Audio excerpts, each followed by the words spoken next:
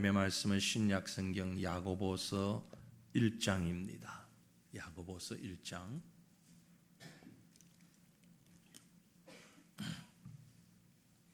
야고보서 1장 9절부터 11절까지의 말씀. 9절, 10절, 11절 석절인데요. 이 말씀을 우리 다 같이 뜻을 생각하시면서 함께 말씀을 한 목소리로 봉독하겠습니다. 낮은 형제는 자기의 높음을 자랑하고 부한 자는 자기의 낮아짐을 자랑할지니 이는 그가 풀의 꽃과 같이 지나감이라. 해가 돋고 뜨거운 바람이 불어 풀을 말리면 꽃이 떨어져 그 모양의 아름다움이 없어지나니 부한 자도 그 행하는 일에 이와 같이 쇠잔하리라. 아멘. 야고보서를 봅니다.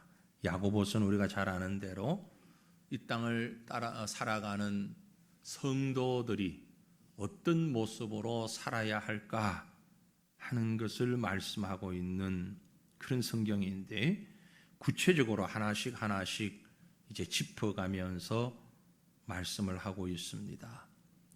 그 가운데 중요한 것이 시험에 관한 문제였죠.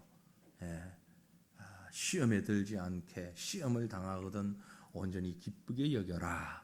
그리고 너희 중에 지혜가 부족하거든 구하라. 꾸짖지 아니하고 주시는 하나님께 구하라. 그렇게 말씀하셨습니다. 그리고 이제 이어서 오늘 우리가 읽은 말씀이 믿음의 사람으로, 하나님의 백성으로 다 이 땅을 살아가는데, 우리가 이 땅을 살아가면서 삶을 어떻게 살아야 할 것인가 하는 것을 말씀하고 있습니다. 어떻게 살아야 하느냐? 어떻게 살아야 할까요? 잘 살아야죠.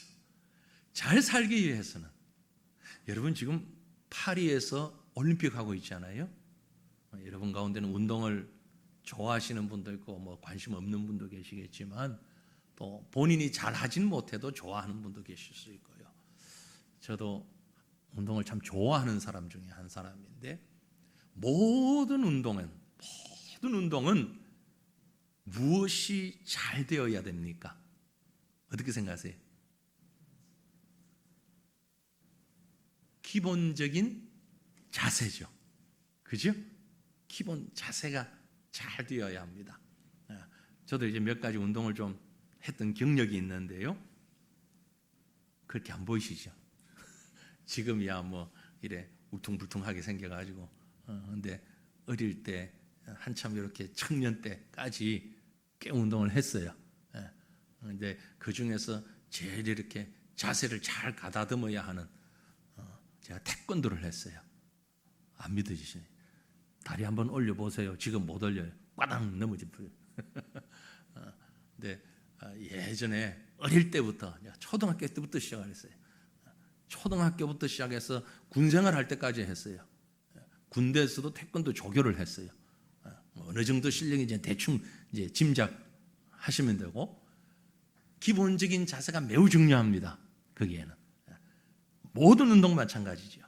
우리가 살아가는 인생도 마찬가지예요. 그래서 우리 어떻게 살아야 할까? 오늘 우리가 금방 9절, 10절, 11절 말씀 읽었는데, 이 말씀이 하고 있는 얘기가 뭐냐면은 바른 삶의 자세를 가지라는 거죠. 이 땅에서 살아갈 때 바른 삶의 자세를 가져라. 여러분 혹시 멀미 많이 하시는 분 계셔요? 해보셨죠? 웬만하면 다 한두 번은 해보셨죠? 전혀 안 해보신 분도 계실는지 모르겠는데, 버스나 자동차나 혹은 가장 멀미를 많이 하는 게 배를 타고 다녀요. 비행기를 처음 타고 멀미하는 분도 많이 계시고요. 멀미가 나면 어떻습니까? 정신이 하나도 없잖아요. 그죠? 정말 답답한 건, 자동차를 타고 다니다 멀미하면 세워서 좀 어떻게 하면 되는데, 배를 타고 가다가 멀미를 하면은요, 이건 대책이 없어요. 중간에 내릴 수가 없잖아요. 배는, 비행기도 그렇지만.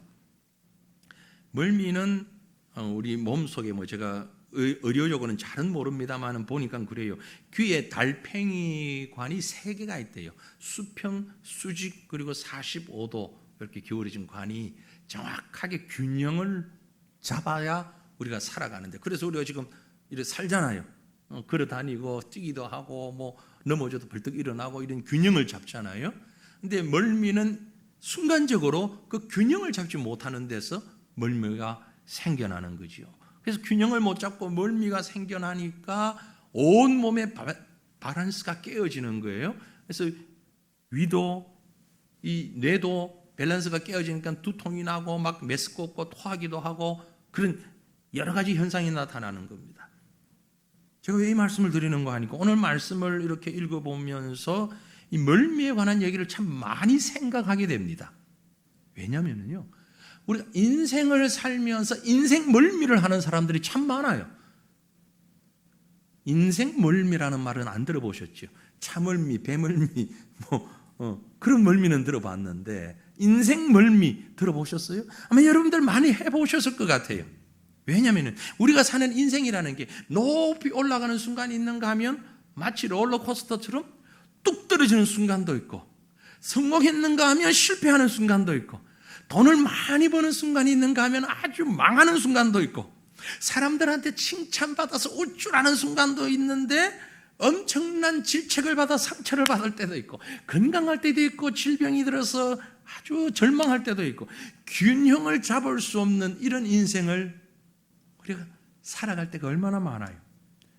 지금까지 살아오면서 우리는 오르락내리락 하는 이런 복잡한 삶을 살면서 어떻게 멀미 좀 느껴보셨나요? 나는 그런 멀미를 못 느꼈는데 인생의 균형 감각이 아주 좋은 분들이에요. 네, 균형을 잘 잡고 계시는 분이에요. 아니면 생각을 못 하셨거나 전자이기를 바랍니다. 하나님께서 우리에게 이 귀에만 달팽이관을 주시는 게 아니라 영적인 심령의 달팽이관도 사실은 주셨어요. 그래서 우리가 믿음을 가지고 있기 때문에 웬만해서는 불신자들보다는 적게 흔들립니다. 잘 되어도 못 되어도. 그런데 우리도 죄인이고 인간인지라 많이 흔들릴 때는 멀미를 해요. 그렇죠? 그럼 어떻게 해야 되느냐? 세상 사람들은요, 이 균형을 못 잡아가지고 얼마나 일이 일비하는지 몰라요. 마치 대공원에서 막, 저도 그거 못 타봤는데 용기도 안 나왔어요. 롤러코스터 오르락다 내려갔다 막 생각만 해도 아찔한데, 인생을 그렇게 살면서 중심을 못 잡게 되면 당연 멀미하는 거죠. 잠언의 말씀 가운데 제가 참 어릴 때부터 좋아했던 이 말씀도 어릴 때부터 좋아했던 말씀인데, 잠언 30장 8절 9절 말씀이에요. 하나님 앞에 여러분 이렇게 기도하는 시간이 많았으면 좋겠습니다. 우리 같이 한번 읽어봅니다. 곧 헛된 것과 거짓말을 내게서 멀리하옵시며 나를 가난하게도 마옵시고 부하게도 마옵소서. 오직 필요한 양식으로 나를 먹이시옵소서. 혹 내가 배불러서 하나님을 모른다, 여호와가 누구냐 할까 하오며, 혹 내가 가난하여 도둑질하고 내 하나님의 이름을 욕되게 할까 두려워함이니이다. 아멘. 이렇게 기도하시기를 축원합니다. 기도하시길 바랍니다. 근데 여러분 이렇게 기도 안 하시잖아요. 자세히 보세요. 여러분 이렇게 기도해 오셨어요? 아니죠. 아니죠. 그죠? 하나님 나를 헛된 것과 거짓말을 멀리하옵시며, 이렇게는 기도했어요. 나를 가난하게도 마옵시고, 당연히 그렇게 기도했죠. 부하게도 마옵시고, 그렇게 기도했어요? 그걸 하셨어요? 안 하셨죠. 잘 알죠. 잘 알아요. 가난하게도 마옵시고까지는 기도했어요. 근데 부하게도 마옵시고라고 기도하셔야 됩니다. 아멘 안 하시잖아. 지금 기도하러 나오셨잖아. 오늘 밤에 가난하게도 마옵시고, 아멘 해야지. 박자가 맞아야지. 가난하게도 마옵시고 부하게도 마옵시고. 아멘 하셨어요? 왜요? 이유는 바로 뒤에 나와 있잖아. 가난하지 말아야 되는 이유는 도둑질 할까 봐, 너무 가난해가지고.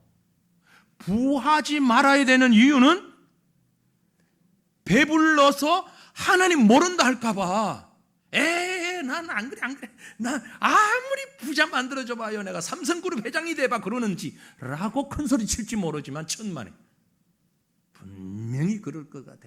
그래서 하나님이 저도 여러분도 요만큼 살게 하신 거요. 예. 안 그럴 것 하나님이 다 하시니까 그렇게 해주신 거라고. 예.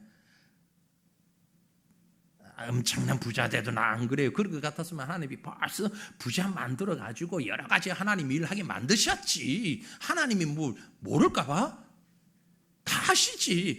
요만큼 만든 건 지금보다 더 부하게 되면 분명히 하나님 모른다 할 것 같으니까 하나님이 미연에 방지해 놓으신가 말이에요.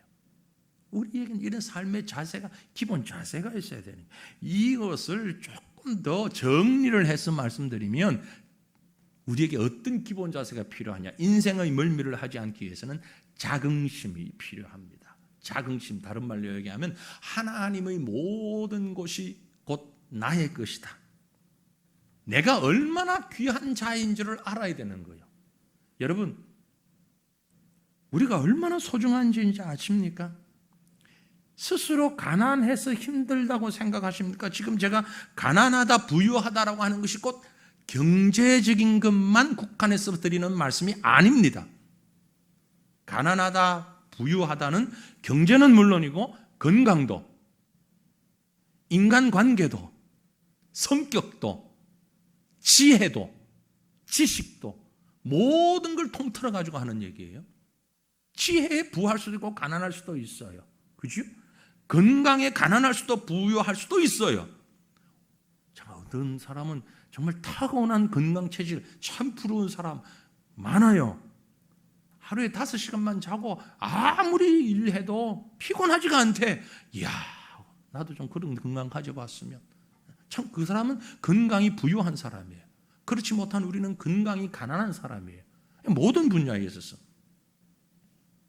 그런데 어떤 분야이든 모든 면에 있어서 우리는 정말 부유함이 있습니다. 엄청난 부자입니다. 어떤 면에서요? 영적인 면에서 우리는 부자입니다. 그것도 어떤 부자? 벼락부자. 벼락부자가 무슨 뜻이에요? 부유하지 않았는데 갑자기 부자가 된 사람. 왜 우리가 벼락부자입니까? 죄인이어서 죽을 수밖에 없는 자들이었잖아요. 지옥을 향해서 달려가는 자들이었잖아요. 그런데 한순간 예수님이 우리를 위해서 십자가에서 달려 돌아가셨어요. 우리가 예수를 믿게 되었어요. 한순간 우리는 지옥에서 천국으로 옮겨졌어요. 그게 벼락부자인 줄 믿습니다. 옆에 사람 보고 한번 인사합시다. 당신은 부자시네요. 벼락부자시네요. 벼락부자들. 아니, 안 믿어지세요? 제가 증명해 볼게요. 성경으로 증명을 해야지. 마태복음 13장에 보면은 천국에 관한 비유가 나오잖아요. 그죠? 천국 비유가 마태복음 13장에 나와요. 그 가운데 44절로 46절을 보면 천국을 어떻게 비유했는가 하니까 마치 밭에 감추어진 보화와 같다. 그래서 한 사람이 이것을 발견한 후에 그것을 숨겨두고 너무너무 기뻐하고 야 그러면서 돌아가서는 자기 집에 있는 소유를 다 팔았어. 집도 팔고 전세금 빼고 돌반지까지 팔고 있는 건 싹 다 팔아가지고 그 밭을 샀어요. 왜? 그 밭에는 뭐가 있어? 보화가 있단 말이에요. 감추어져 있는 보물이 있단 말이에요. 그 밭만 사면 그게 감추어진 보물 팔면 수십 배 수백 배의 이익을 얻을 수 있으니까 그걸 다 팔 만큼. 그게 뭐다? 천국이다. 천국은 마치 비유했잖아요.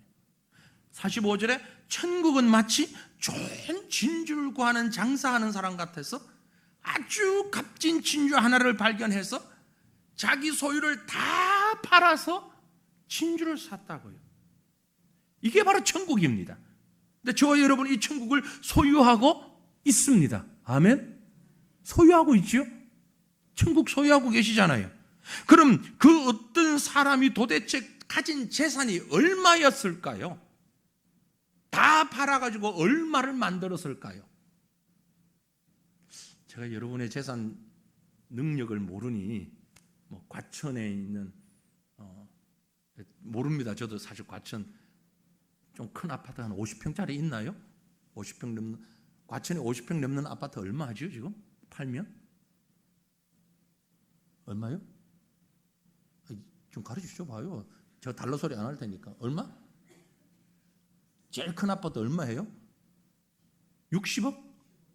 예? 10억? 아닌 것 같은데. 자꾸 10억은 전세금이 10억 같은데.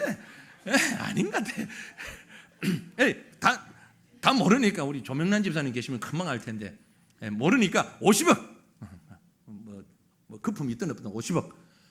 과천에 아파트 3채 있는 사람. 아이고, 그런 사람이 있으면. 3채면 150억. 거기다가 저 어디에 또 땅도 있어. 한 50억짜리. 200억. 다 팔아서 천국을 살 만큼. 그럼 그 천국이 얼마라고요? 200억. 200억만 하겠어요? 더 된단 말이에요. 대단한 부자들은 아이고, 그걸 지금 돈이라고 얘기하고 있나, 이런 사람 혹시 계시면 용서하십시오. 제가 배포가 그밖에 안 돼. 천국이 뭐 1000억 그것만 되겠어요? 근데 우리는 그 천국을 어떻게 가지고 있단 말이에요. 그러니 부자요 아니요? 부자요 아니요? 천국이 우리 건데 그게 우리가 뭐 갑자기 됐잖아. 그게 벼락부자지. 맞아요, 틀려요? 우리 다 부자요. 그것도 벼락부자요. 네. 게다가 부자인데다가 신분까지 끝내죠. 이게 뭐 흙수저가 갑자기 어떻게 해가지고 부자가 됐긴, 그래서 아이고 저 태생이 뭐 별 볼 일 없어. 그게 아니야. 우리는 아버지가 누구요? 하나님이라. 하나님. 대통령 자녀만 돼도 어마어마한데 그 권력이. 현재 대한민국 현직 대통령 자녀들이면 경호원이 국가에서 따라 붙어요. 몇 명이 붙는지는 모르지만 대통령 직계 가족에게는 경호를 해요. 국가에서 경호를 할 정도예요. 조그만한 나라의 대통령인데 우리는 이 땅의 어떤 대통령이나 왕이 아닌 하나님의 자녀들이란 말이에요. 이 엄청난 신분이. 그런데 우리가 앞에서 말씀드린 대로 때때로 너무 가난한 것처럼 살 때가 있고, 그래서 월세를 못 내서 허덕일 때가 있고, 하나님의 자녀임에도 불구하고 어느 누구도 나를 인정하지 않고 사람 취급도 안 해줄 때가 있으니, 이게 바로 롤러코스터 같은. 그래서 교회 왔을 때하고 밖에 나갔을 때하고 너무 다르니까 멀미를 하는 거야. 중심을 못 잡고 이게 맞는지 저게 맞는지. 그래서 우리는 바른 자세를 잡아야 한다. 바울이 얘기한 것처럼 내가 약할 때가 곧 강하다. 균형을 잘 찾고 있기 때문에. 이렇게 균형 잡힌 사람은요, 겸손할 수밖에 없어요. 겸손해야 됩니다. 겸손이 뭐냐? 나의 모든 것이 하나님의 것이라. 하나님께 다 내 것이라고 자긍심을 가져야 된다고 그랬는데, 동시에 내가 가진 모든 것이 하나님의 것이에요. 이걸 모르면은 또 조그만 일 있으면 우쭐거려가지고 너무 콧대만 높아져. 멀미하는 거지. 오르락 내리락 하니까. 우리가 잘못하면은요, 서지 말아야 할 곳에 서서 멀미할 때 있습니다. 어색해지고 우쭐해지고 영광을 다 자기가 받아서, 야, 나는 지혜가 있는 사람이야, 나는 재능이 있는 사람이야, 나는 능력이 있는 사람이야, 나는 건강이 있는 사람이야, 나는 돈이 많은 사람이야, 나는 뭘 할 수 있는 사람이야. 그러다가 넘어지잖아요. 그래서 하나님 앞에서 우리가 늘 겸손해야 된다. 오늘 우리가 읽은 말씀이 바로 그렇게 설명하고 있습니다. 9절과 10절을 다시 한번 읽어볼까요? 낮은 형제는 자기의 높음을 자랑하고 부한 자는 자기의 낮아짐을 자랑할지. 공통적으로 9절과 10절에 공통적으로 나와 있는 말은 자랑하라는 얘기예요. 그런데 그 자랑을 뭘 자랑하라고 했습니까? 낮은 사람은 높은 걸 자랑하고 부유한 사람은 낮아지는 것을 자랑하라. 반대 것 가지고 자랑하라. 낮은 자는 낮다고 상처 부여잡고 울부짖지 말고, 높은 자는 높다고 교만하여서 의시되지 말고, 영적인 시각을 가지고는 세상 사람들이 보는 것과는 거꾸로 보는 거예요. 그래야 겸손할 수 있는 거예요. 없어도 낙심하지 아니하고 많이 가져도 교만하지 아니하는 사람, 중심적 자세를 바로잡고 있는 사람, 세상 살아가는 잘 사는 방법인 것입니다. 또 한 가지 세상을 살아가는 데는 기본적인 자세가 바르게 가져야 되겠지만, 또 한 가지는 바른 가치관을 가져야 돼요. 많은 사람들이 인생이 무엇인가를 놓고 고민하며 답을 찾으려고 애를 쓰는데, 그 애쓰는 내용이 뭔가 하니 인생이 어떻게 살아야 잘 사는 건지, 바르게 사는 것인지, 그게 다른 말로 얘기하면 가치관이라는 겁니다. 똑같은 인생을 살면서 외형은 똑같은데 가지고 있는 가치관에 따라서 가치가 달라져요. 지금 휴가철이잖아요. 여러분 다녀오신 분도 계실 테고 안 가신 분도 계실 텐데, 휴가철 그 호텔 같은 숙박 시설을 우리가 예약을 할 때 똑같은 호텔인데 방 크기에 따라서도 가격이 다르고, 똑같은 방 크기고 구조도 똑같은데 가격이 다를 때는 무엇 때문에 달라요? 뷰 때문에. 바닷가에 바다가 정면으로 보이는 곳하고 반대쪽에 시내가 보이는 쪽하고는 가격 차이가 많이 나는 거예요. 똑같은 시설, 똑같은 자재, 똑같은 구조인데도 뷰 하나만 가지고, 그 뷰를 자기들이 만든 것도 아니잖아요. 그 지역의 틀을 잡았을 뿐이지. 그런데 뷰에 따라서 가격이 달라요. 우리가 볼 땐 똑같은 인생이에요. 다 같이 한국인이에요. 2000년대를 살아가고 있어요. 예, 같은 학교에서 교육을 받았어요. 같은 회사에서, 같은 직장에서 일을 하고 있어요. 외형적으로 볼 땐 똑같아요. 그리고 봉급도 비슷한 것 같아요. 수입도 비슷해요. 그런데 분명히 가치가 다릅니다. 뭐에 따라서? 뷰에 따라서.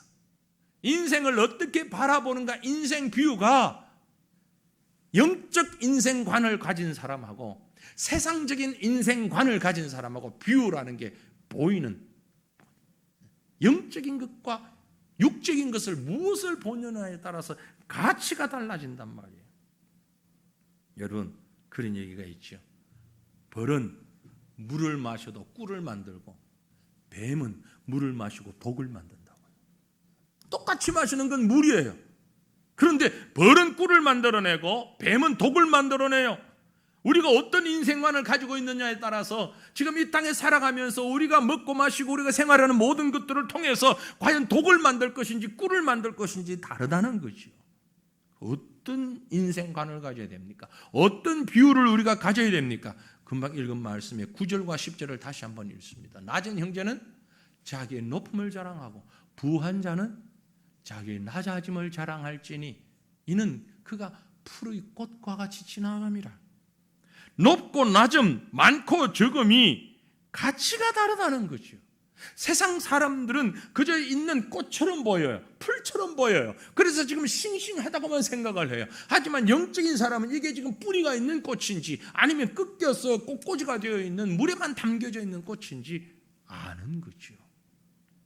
인간적으로는 부족한 것이 없는데 눈이 오나 비가 오나 지속적으로 기도하는 사람 볼 수가 있습니다.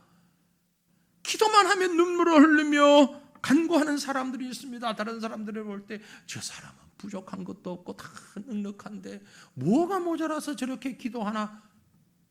보는 눈이 다르기 때문에 그런 거예요. 물질이나 지식이 아닌 하나님 앞에서 자신의 모습을 보는 자와 그렇지 않은 자의 차이입니다.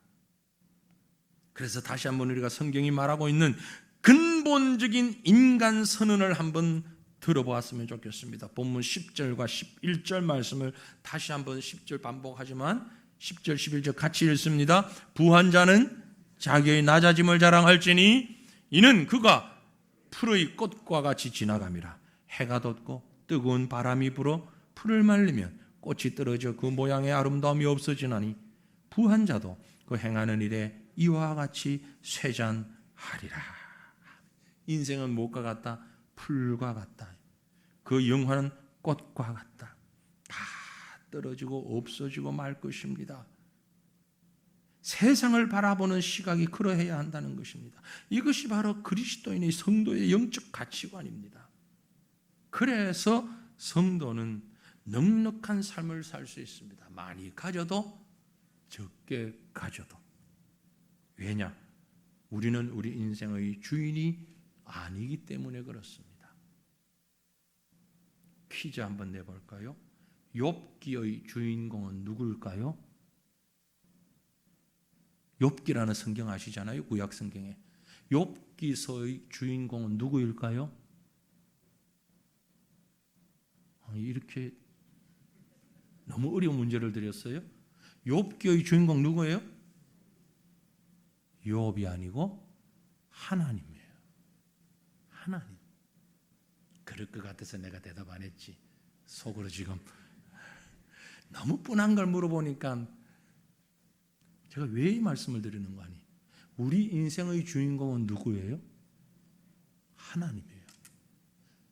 많은 사람들이 어떻게 착각을 하고 있는 거 아니? 내 인생은 나의 것이라고 착각을 해요. 내 인생의 주인공이 나라고 생각을 해요. 너 아닙니다. 내가 주인공이 되려고 하니까 내가 가진 것, 내 주어진 상황, 이것 때문에 교만해지기도 하고 절망하기도 하고 멀미를 하는 거예요. 홍역을 치려는 거예요. 금방 좋았다가 금방 절망했다가. 왜 그런 거 아니? 내 인생의 주인공이 나라고 생각하니까 그런 거예요. 여러분, 분명한 것은 내 인생의 주인공은 내가 아니라 하나님입니다. 하나님이 주인공일 때는 내가 많이 가져도 적게 가져도 문제가 안 되는 거예요. 그래서 부한 자는 낮아짐을 자랑하고 낮은 자는 높아짐을 자랑하라고 오늘 성경이 말씀하고 있는 거예요. 어떻게 낮은데 부한 걸 자랑하고 부한데 가난한 걸 자랑하라. 도대체 뭘 어떻게 하라는 말입니까?